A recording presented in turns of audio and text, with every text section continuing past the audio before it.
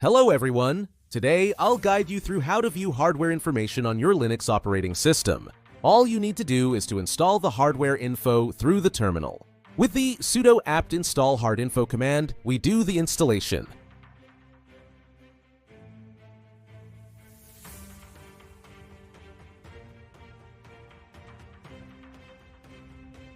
We can start the program through the console by typing hardinfo or through the menu.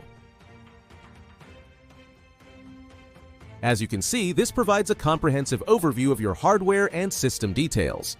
It covers everything from system info, network status, and statistics to storage, CPU, RAM, and more. You can even perform basic benchmark tests for your CPU and GPU.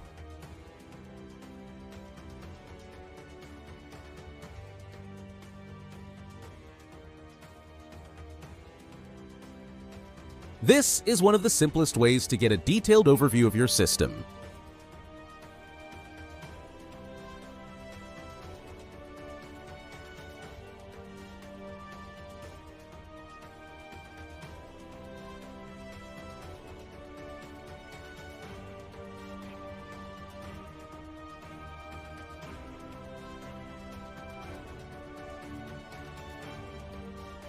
Thanks for watching.